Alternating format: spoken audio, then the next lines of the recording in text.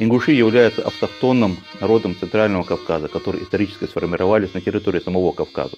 Они не входят ни в одну из известных языковых семей за пределами Кавказа. В разные исторические периоды европейские путешественники и исследователи называли ингушей по-разному. Гелы, галы, гаргары, гаргаре, саги, галга, дзурдзуки и так далее. В октябре прошлого года специалист лингвистики Жохан Николас на конференции, проходившей в Грузии, заявила, что она определяет возраст ингушского языка в 6000 лет, но только как языка.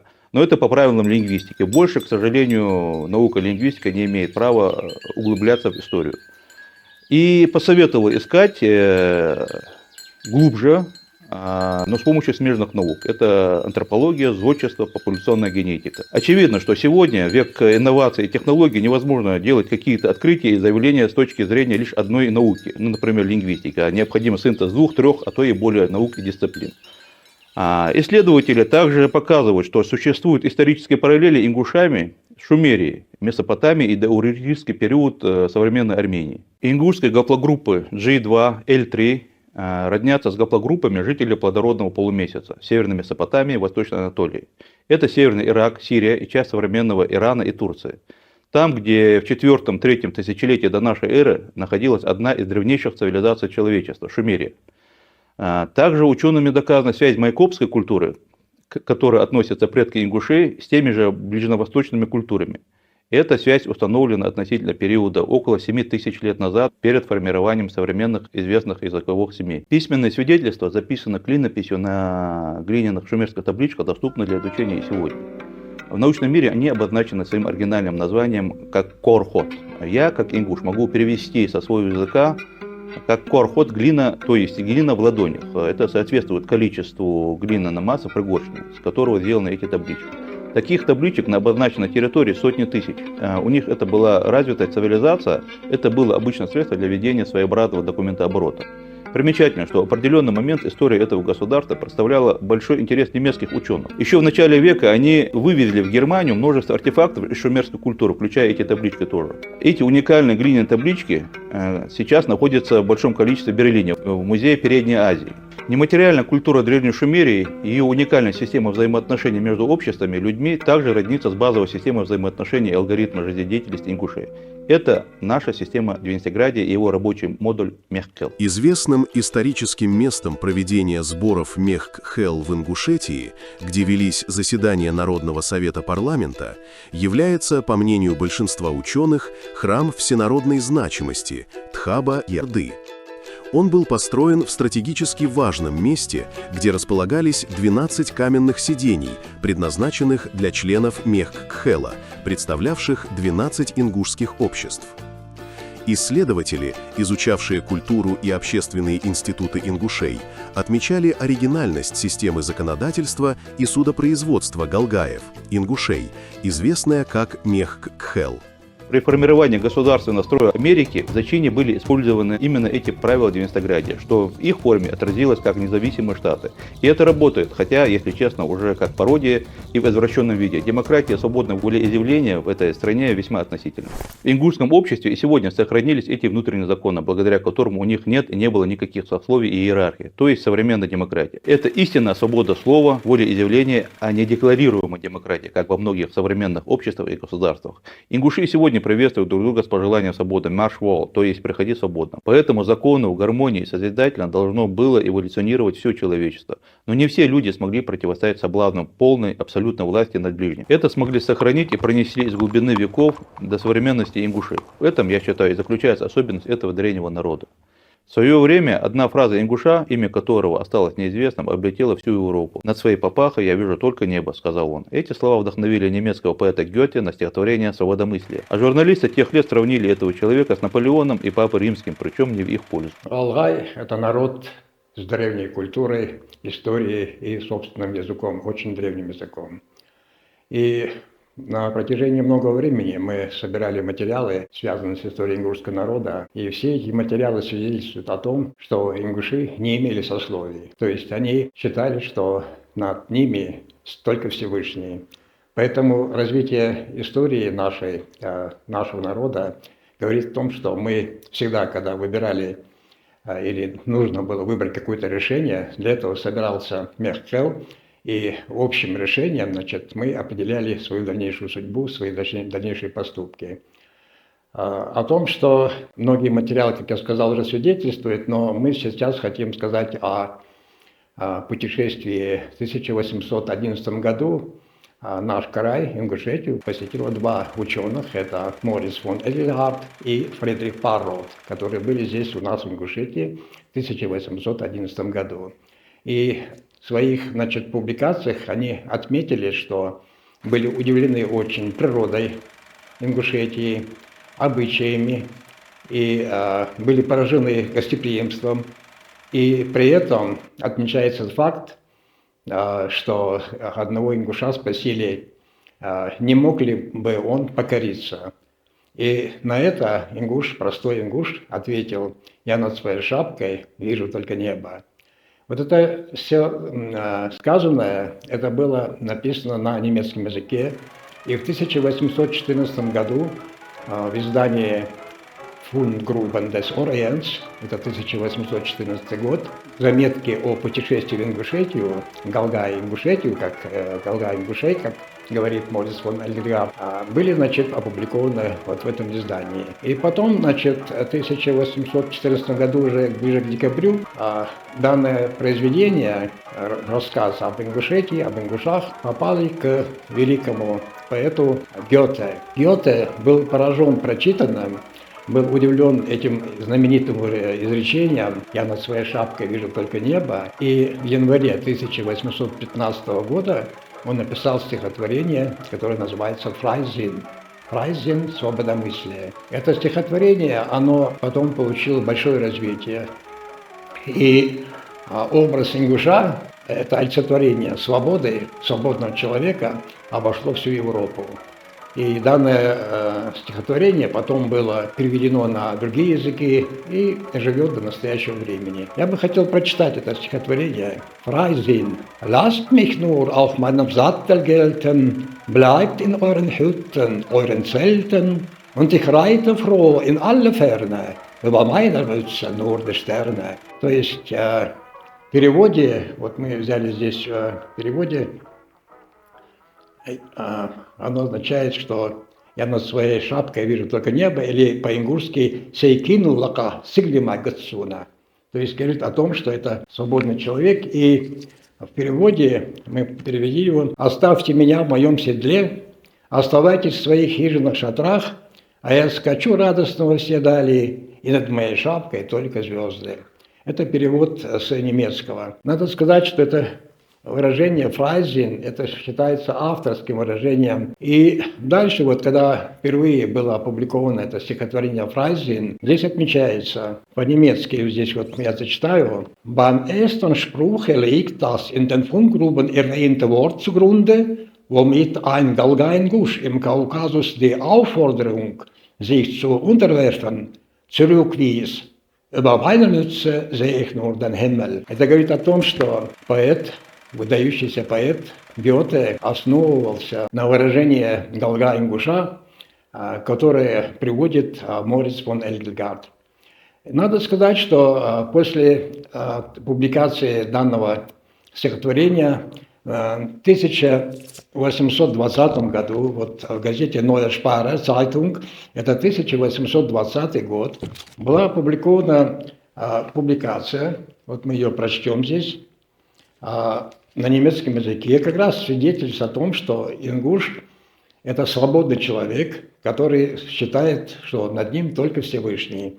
И вот здесь сказано следующее. «Ein wildfreier Ingusche am Kaukasus, dem man die Vorteile anrühmte, welche er erlangen könne, wenn er sich unter die Botmäßigkeit eines russischen Herrn begeben wolle, antwortete: Im Hochgefühl seiner Unabhängigkeit, stolz, kühn und wahr, wie käme ich dazu, sehe ich doch über meiner Mütze weiter nichts als den blauen, gestirnten Himmel. Weder Papst Gregor VII. Bei Canossa noch Kaiser Napoleon bei Jena konnten mit Recht also sprechen. Ihre Mütze war zwar höher als die der Nomaden, aber schwerlich ihr Herz». В переводе это будет совершенно свободный ингуш на Кавказе, которому расхвалили выгоду, какую он мог бы получить, если бы пошел под власть русского господина, ответил, воодушевленный своей независимостью, гордо, смело и верно: «Да как я могу пойти на это?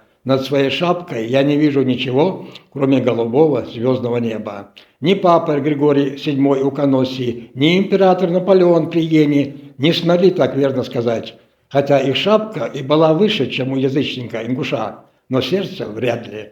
То есть это высокая оценка свободы, выраженная словами ингуша, который видит над своей шапкой только небо, то есть Всевышнего. Выражаю безмерную благодарность Союзу исследователей Ингушетии, которые воссоздают наглядную картину для каменной книги под названием «12 тронов судей страны». Несложно заметить, что названия ингушских родов, башен, топонимов, терминов Ингушетии не случайны. Эти названия давали учеными с определенной целью. Они многократно повторяются на равнине. Для нас уникальность кавказских храмов в том, что их создал и сохранил ингушский народ.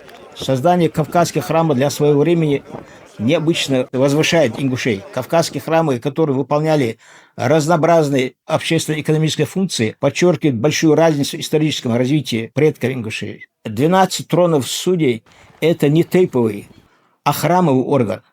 Потому он располагался около главного храма. С начала исследования учеными Кавказа и кавказских народов они, соответственно, начали изучать их, в том числе и ингушей, через призму своих обычных знаний, подразумевающих классовые различия и сословность. Очевидно, обычно общемировая практика создания вертикали власти, но какое же было удивление, когда они не смогли в своей обычной схеме классифицировать ингушское общество. И у ингушей отсутствовала система физического наказания, не было телесных способов экзекуции и вообще отсутствовала смертная казнь за преступление. То есть профессии палача не было вообще. Самым суровым наказанием было вычленение из общества на определенный срок или навсегда. В отличие от слепой Фемиды, державшей меч как символ для наказания, ингушская концепция справедливого и соизмеримого наказания подразумевает морально-этический аспект, что для совершившего злодеяние преступника гораздо более значимо, чем простая физическая смерть через казнь. Опозорить нарушение общепринятых прав и норм поведения свое потомство, а также уронить честь и достоинство своих родителей и честь рода для настоящего ингуша сегодня действительно является хуже смерти.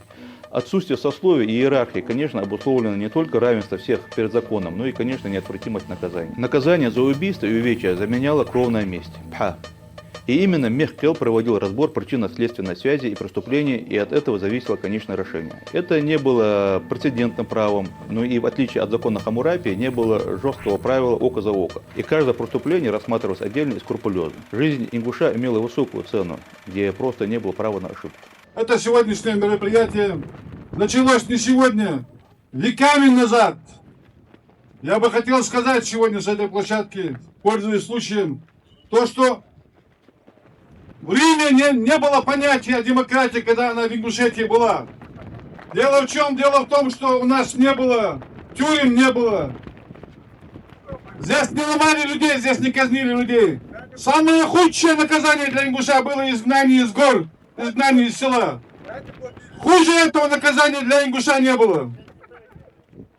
Наши предки говорили: выше меня только папаха, выше моей папахи Всевышний. Это говорит о демократичности этого общества. Сегодня, только что сказали, Мех Хел был, есть и будет. Мех Хел был, есть и будет. Я бы хотел сказать спасибо организаторам этого мероприятия. Для определения и классификации внутреннего строя и законов правопорядка ингушского общества исследователи ничего лучше не продумали, как ввести в научный оборот новый абсолютно термин «военная демократия». Данное определение в принципе отражает действительность, хотя и не может полностью раскрыть его сути. Ученые осознавали, что это не безвластие и не анархия, хотя правящая верхушка просто отсутствовала, а порядок в обществе был и очень крепкий. То есть полная горизонталь власти и демократии основана на выборности на определенный срок старшего командира. И далее беспрекословное ему подчинение в период опасности или войны. Но после определенного срока он такой же свободный гражданин, член без каких-либо преференций и полномочий. Также важно, что было ограничение в сроках выборности, строго не больше 2 сроков. Естественно, что никакой наследственной передачи власти не было и речи. Наряду с этим имелась и отдельная каста жрецов, посвященных, которые имели доступ к знаниям природы, которые передавались им издревле. Они постоянно проживали на территории храмов и получали пропитание благодаря добровольным пожертвованиям от населения. Сами ингушские храмы имели двойственный функционал, то есть они являлись еще и обсерваториями. Жрецы круглосуточно вели наблюдение за планетами и звездами. Несколько лет назад в интервью информационному агентству ТАСС путешественник и исследователь кавказовед Борис Резванцев, член Русского географического общества, предоставил свою теорию. Он доказал, что храмы являются комплексом обсерваторий. Жрецы помогали народу во всяких важных житейских делах, определяли время посева, покоса, жатвы, также врачевали и помогали в других житейских вопросах. Жрецы не имели права жениться и, соответственно, не имели наследников, что также являлось причиной отрицания сословий. Учеников же они выбирали из общества из более толковых и прозорливых детей мальчиков, которыми передавали свои сакральные знания и опыт. Родителям считалось высшим благом передать ученику жрецов своего сына, порой единственного. Именно жрецы и храмовая культура стала непосредственным инструментом сохранения правил девятнадцатиградия в Ингушетии. Древние знания жрецов, имеющие понимание за 12 знаков зодиака и полном параде планет, цикл которого равен 25 тысячам лет, определили, что все общество должно быть разделено на 12 географических округов – шаха, чьи представители будут выражать волю народа через них. Порой мнение одного или нескольких округов кардинально отличалось от большинства, но их право голоса было незыблемым. 12 каменных сидений у храма Тхаба-Ерды были приготовлены для решения подобных вопросов, согласно древней системе народовластия в Девятнадцатиградии. Это является проявлением демократического строя и равноправия. Созданная система народовластия в Горной Ингушетии есть основополагающий принцип демократического устройства ингушского общества, в котором высшая власть принадлежит простому народу, выражаясь процедурой голосования простым большинством голосов. Немногих народов на Кавказе, да и в целом, если мы берем аналитику с точки зрения этнологии и этнографии, который сохранял демократические начала с древности по настоящее время. Вот сколько нас ингушей? Порядка 700 тысяч человек, да? Это 700 тысяч мнений на любой счет и позиции и тому подобное. Поэтому мы все равны и никого нет над нами.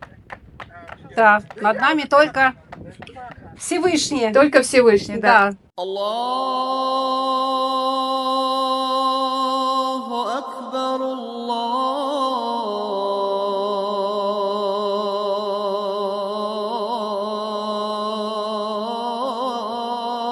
Акбар. Да, всех приветствую, ассаламу алейкум рахматуллах. Коран пронизан историей. В Коране очень много историй, связанных с разными народами.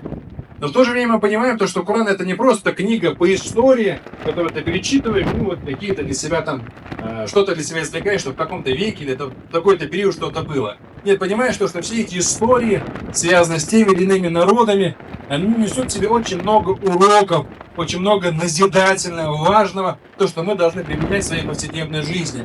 И потому вот сегодняшнее мероприятие, сегодняшнее событие, это важное событие, потому что оно также связано с историей народа.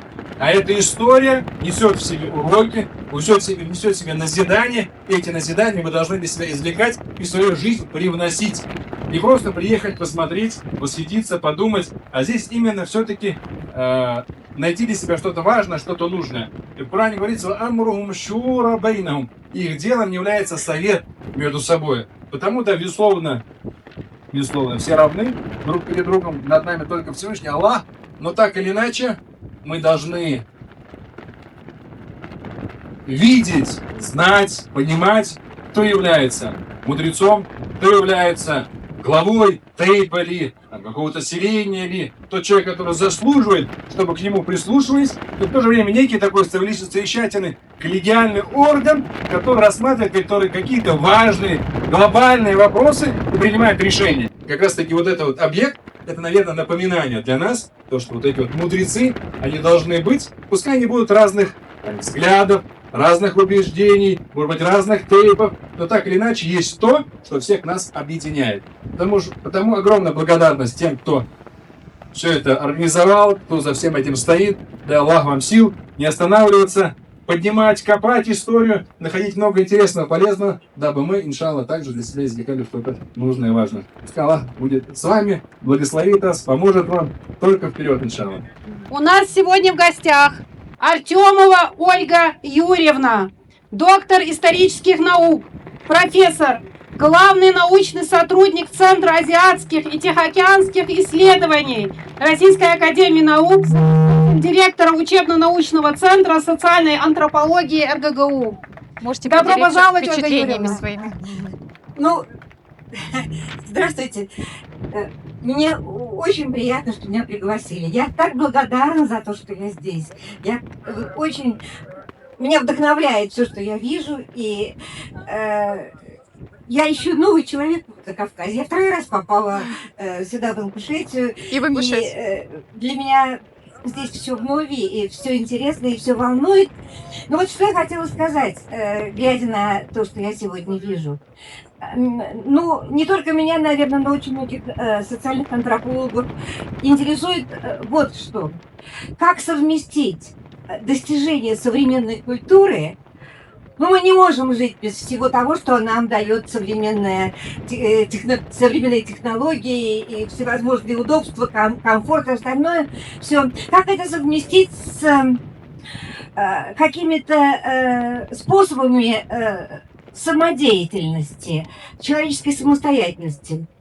Наверное, вот здесь я вижу попытки это сделать. И очевидно, я очень надеюсь, что эти попытки успешны. Ну а что касается нас, социальных антропологов, то перед нами только задача это изучать. Насколько у вас получается и как у вас получается. Мы очень надеемся, что у вас будет хорошо получаться, а мы будем в Москве этому учиться. Приезжать к вам и воспринимать ваши достижения. Позвольте представить следующего нашего гостя. Кожокин Евгений Михайлович, профессор МГИМО МИД России, главный научный сотрудник Института международных исследований МГИМО МИД России, доктор исторических наук, кинорежиссер, документалист. Рада вас приветствовать. Дорогие друзья, товарищи, знаете, мне очень трудно говорить. Я историк, а вот сейчас у меня такое ощущение, что вот этот ветер, это ветер истории. Такой же ветер здесь, над этими горами, он дул и 100, и 200, и 500 лет тому назад. И здесь же сидели такие же люди, в такой же одежде, как вы, и решали судьбы своего народа, как его защитить. Сейчас уже здесь говорилось, мы переживаем очень непростую. В школах мы изучали про новгородское вече, но такое вече было в Пскове, было в Вятке. И это демократические традиции. Если мы хотим строить демократию, она нам нужна. Капитализм. Мы сейчас живем в капитализме. Без демократии достаточно мерзкая вещь. И мы ее будем строить не по каким-то чужим лекалам, а обращаясь в том числе к нашим собственным традициям и в том числе традициям славного ингушского народа. Спасибо вам за этот праздник, за этот день. Спасибо вам и удачи. Представляем нашего следующего гостя, да? Да. Данилка Елена Сергеевна, доктор исторических наук, главный научный сотрудник, зав. Центром визуальной антропологии, Институт этнологии и антропологии имени Миклуха Маклая Российской академии наук. Спасибо большое, Баркал. Ассаламу алейкум. Огромная благодарность. Для меня большая честь находиться здесь, в этом невероятном месте историческом. Мы можем видеть вокруг себя Ингушетия. Это место, где сохраняются традиции ислама и одновременно находится древнейший христианский храм. Мы видим великолепный арт-объект, который рассказывает о демократических традициях Ингушетии. И мне кажется, значение этого события трудно переоценить, потому что только зная историю, мы можем двигаться в будущее, только соблюдая, зная традиции предков, мы можем заботиться о молодежи, чтобы они росли умными, мудрыми, смелыми, такими, как всегда были лучшие представители ингушского народа. Я благодарна за это приглашение, и я поздравляю нас всех с этим великолепным, невероятным событием. Баркал. Хочу предоставить слово, возможность, поделиться своим впечатлением, наверное, моего замечательного коллегу Драмбяна Михаила Игоревича, старшего преподавателя учебно-научного центра социальной антропологии РГГУ. Ныне это уже институт при РГГУ. Спасибо. Здравствуйте, дорогие товарищи, друзья. Очень рад присутствовать здесь и в таком месте, и на таком представительном собрании. И что мне хочется сказать? За вот небольшой промежуток времени, за несколько лет, я вижу, как развивается Ингушетия, как развиваются эти места, где вот я был волею судеб несколько лет назад. Это очень приятно, но еще лучше, что это развитие происходит на какой-то глубинной почве, на той исторической традиции, которая в Ингушетии всегда существовала, существует, и которую не пытаются прервать, а наоборот, вот протянуть эту нить от древности к современности с помощью как раз Союза исследователей Ингушетии, вот наши коллеги, используя и научные методы, и все что угодно, пытаются сделать что-то новое, но, безусловно, не нарушая вот эту такую историческую, культурную преемственность. Следующее слово мы хотели бы предоставить депутату Курейшу Цероеву. Салам алейкум, Дадыхалча. Мы находимся в месте, это центр горной Ингушетии. Бывали здесь многие путешественники, краеведы, историки, как российской, так и зарубежной.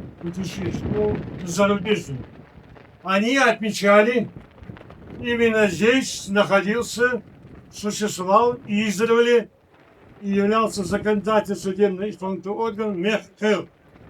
Собирался он лишь исключительный случай, когда надвигалась какая-то беда и имелись внутренние проблемы. А когда они терпели отлагательство, проводили неочередное заседание своего Мехкела. В этот Мехкел входили самые мудрые представители Тейпа и рода. Они занимали места, как вы видите, 12 стульев камень, где обсуждались жизненно важные вопросы народа. Решались они сообща, коллегиально, демократическим путем, что Валаем генетически присущи и по сей день. Решения Мехкела были обязательными к исполнению всех тейпов и родов. Вынесенные решения Мехкелом должны были претворены в жизнь. При этом произносили Мехкодяль десант, Мехкодяль десантац. То есть за действия страны не мстили, а за действия против страны не прощали. Роль Мехкела велика была, чрезвычайно. И место это для нас святое. Руководитель Джайравско-Асиновского музея-заповедника Сампиев Ахмедхан Алиханович. Я хотела бы предоставить ему слово. Дайхалчан, ассаламу алейкум. Мы древний народ, у нас древняя история. Мы очень рады, что этот объект построили. И мы очень благодарны всем организациям, всем, кто участвовал при создании вот этого объекта. И надеемся, что в будущем таких объектов у нас будет очень много. Потому что история Ингушетии, она очень уникальна. Благодаря и Союзу исследователей Ингушетии она будет раскрываться, надеюсь. Вам большое спасибо, то, что объект нам передали. Мы будем его беречь, и чтобы туристы радовались, приезжали сюда, и местные жители приезжали, и видели историю нашего народа. Следующее слово мы хотим передать представителю Совета Тейпов Асхабу Гойгову. Асхабу Гойгову. Бисмиллахир-рахманир-рахим. Ассаламу алейкум. Мехкел – это институт ингушского общества. Он создавался тысячелетиями назад, и главная функция, чтобы отрегулировать внутренние отношения в обществе. Потому что кто-то должен был создавать правила, создавать адаты, общеприемлемые для всех, чтобы народ развивался, чтобы был мир в обществе. И вот эти функции выполнял Совет. мягких. Позвольте мне представить слово мастеру, руководителю школы каменщиков-реставраторов наследия Рамзану Султыгову, под руководством которого руками его учеников появились на свет те самые 12 стульев, 12 кресел Совета страны древнего ингушского народа. Мы все вместе искренне хотим сказать ему большое спасибо за его труд, сказать спасибо его замечательным ученикам, которые старательно пытались сделать это в архаичном, таком замечательном вот таком исполнении. И, конечно, тот вклад, который вносит Рамзан в работу, в деятельность возрождения ингушского каменного зодчества, это что-то невероятное. Поэтому позвольте мне передать слово нашему замечательному Рамзану. Два микрофона. Ассаламу алейкум ва рахматуллахи ва баракатуху. Я слушаю Хадахкара. Благодарю гостей, что приехали. Спасибо большое. Хотел бы сказать пару слов об истории этого арт-объекта. Союз исследователей Ингушетии обратился к нам в школу, что у одного из их членов совета появилась идея поставить эти стулья. И мы подписали договора. Это было год назад. И 7 месяцев назад мы приступили к созданию этих тронов. Мы преодолели все преграды, мы сделали, поставили. Благодарим также Союз исследователей Ингушетии за такую прекрасную идею, за организацию такого мероприятия. Ну, я хочу еще добавить, что несмотря ни на что, мы будем продолжать работать. Спасибо всем, кто нам помогает. Мы очень рады, это Союз исследователей Ингушетии, что вы выбрали время и посчитали нужным посетить наше мероприятие. Еще раз благодарю вас. Дело в том, что, как вам объяснили наши ведущие, это не на пустом месте собрано эти 12 стульев, это не 12 стульев, это троны. Это троны нашей древней системы народовластия. Как вы знаете, в ингушском обществе не было ни ханов, ни царей, ни баринов, ни князей. Наша форма взаимоотношений была в том, что были избраны на какой-то определенный период достойные люди, но они заменяли других другими достойными.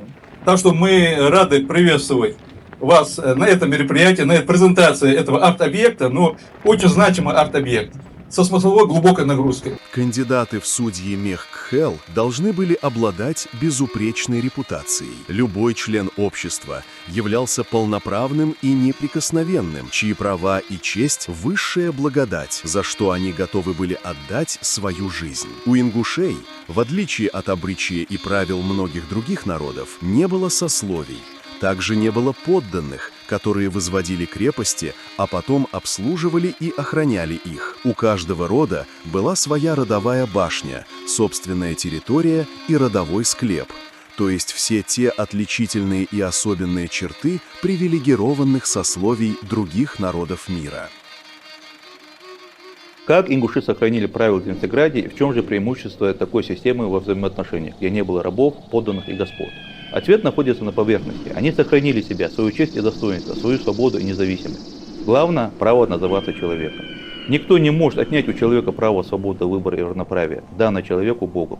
Это и есть справедливость, возведенная в ранг абсолюта. На каком-то этапе феодальная система давала толчок к развитию и расширению государств и обществ, но она имела и обратную сторону. Пресловутая наследственная передача власти является тем тормозом, который не дает наиболее перспективным и одаренным представителям общества реализовать свой Богом данный потенциал, свой талант к чему-либо.